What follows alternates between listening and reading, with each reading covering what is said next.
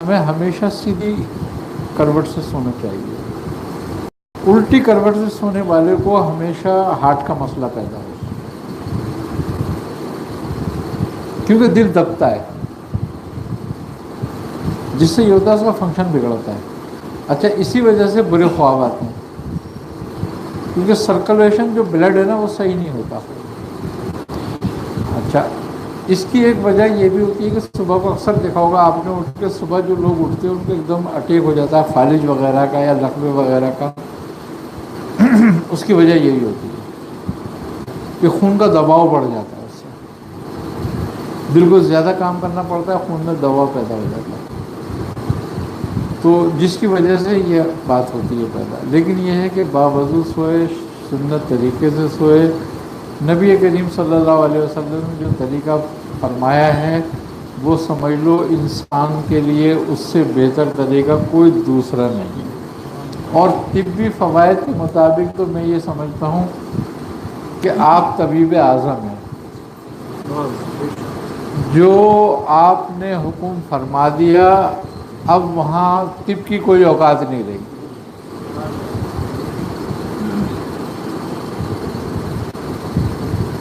کیونکہ آپ نے جو کچھ فرما دیا آج تک کوئی سائنس، کوئی طب اس کو رد نہیں کر سکی، بلکہ اس کے فوائد کھل کھل کے سامنے آتے ہیں اور زیادہ.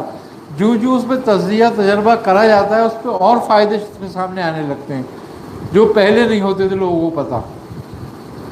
لیکن جو آپ نے فرمایا طریقہ کار زندگی گزارنے کا وہ سب سے اعلیٰ ہے.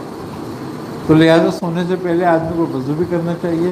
پھر دوسری بات حکمہ یہ کہتے ہیں کہ سونے سے پہلے واش روم ضرور جاؤ.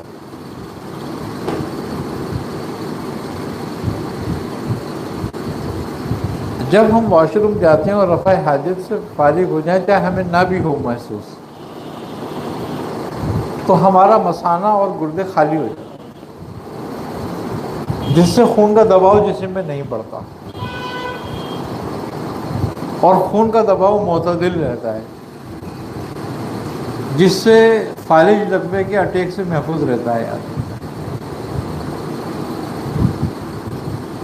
آدمی واش روم جائے، وضو کرے، اور وضو کرنے کے بعد پھر قبلہ رو ہو کے سیدھی کروٹ سے لیٹ کے سوئے.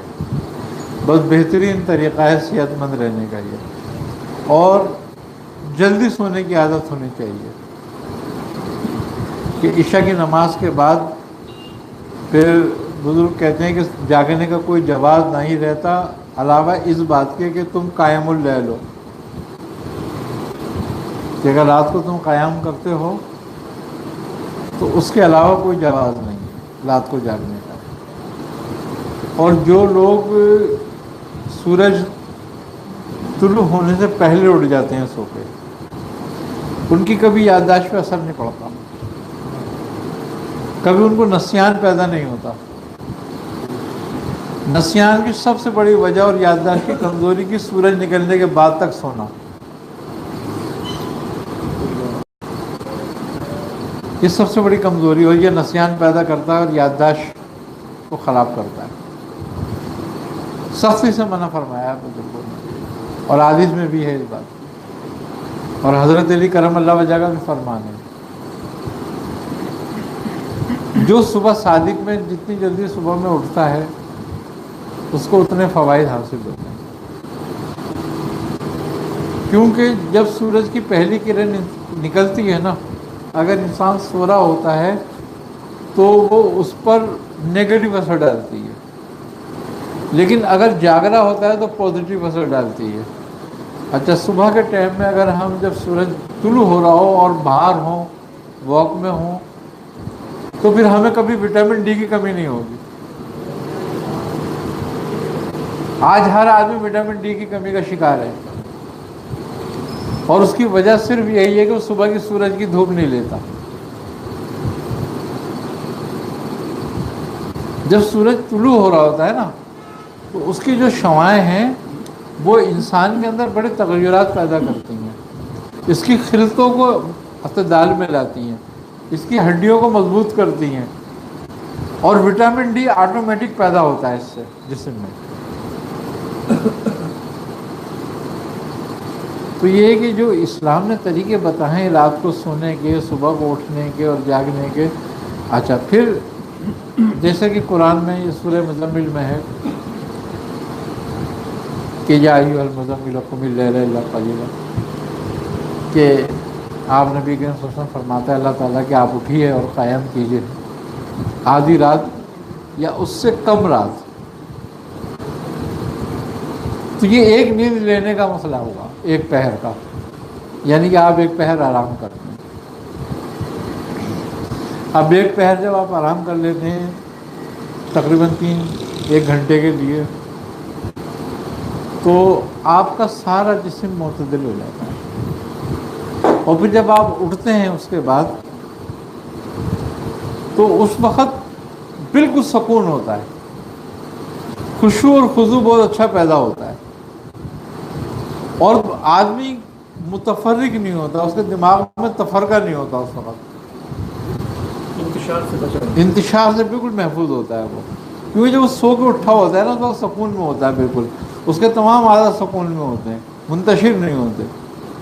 تو اسی لیے اللہ کہتا ہے کہ اور وہ وقت خوب ہوتا ہے کہ بات سیدھی نکلتی ہے.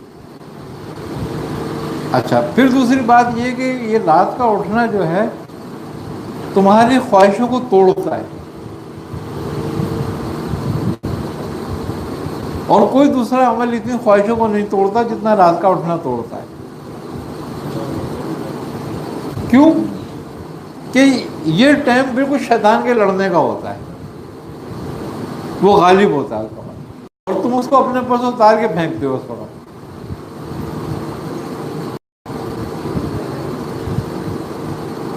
تو پھر جب تم اس کو اتارتے ہو تو یہ تمہاری خواہش کے برخلاف بات ہوتی ہے، اور اللہ کو وہ بات پسند ہے کہ جو تم اپنی خواہش کے برخلاف کرو اس کے حکم کے تابع داری میں. تو وہ عبادت بہت زیادہ مفید مانی گئی ہے. اور بزرگ کبھی بھی رات کی نماز نہیں چھوڑتے تھے. وہ سمجھ لو اس کو اسی طرح پڑھتے تھے جیسے ہم فرائض کو سمجھتے ہیں.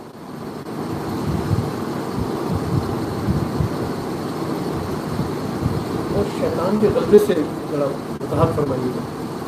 اس وقت میں آپ کو فرمایا شیطان کے غلبے کا زیادہ وقت ہوتا ہے. اصل میں اندھیرا جب ہوتا ہے نا تو اندھیرے سے پناہ مانگی گئی ہے، اور اسی لیے پناہ مانگی گئی ہے کہ شیطان اور اس کی ضروریات ایکٹیو ہوتی ہے اس وقت، اور وہ تمہیں تھبک تھبک کے سلا رہا ہوتا ہے اس وقت. آئی نا سمجھے بات؟ لیکن جب ہم اٹھتے ہیں اس وقت ہمارا اٹھنے کا دل نہیں کر رہا ہوتا، پورا بدن میں کسالت ہو رہی ہوتی ہے. یہ کسالت تمہاری نہیں ہوتی، یہ کسالت ان شیاطین کے غلبے کی ہوتی ہے جو اس وقت تمہارے جسم پہ ہوتا ہے.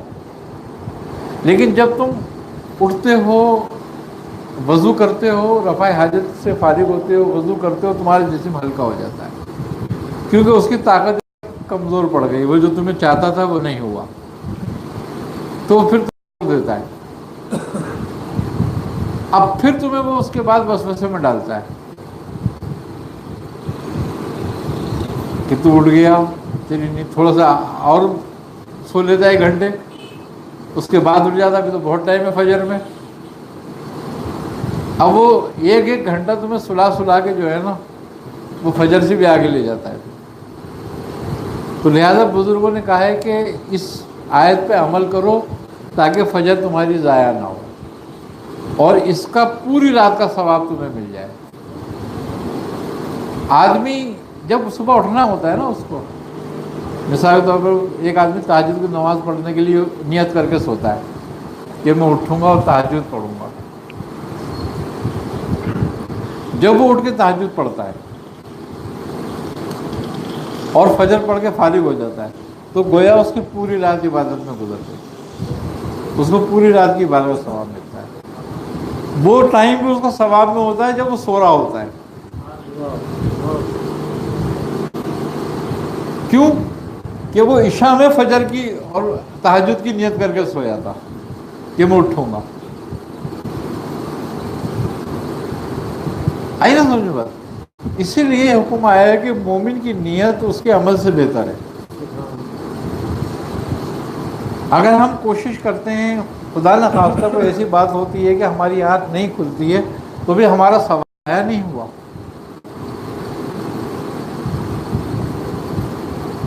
وہ ہمیں ملے گا.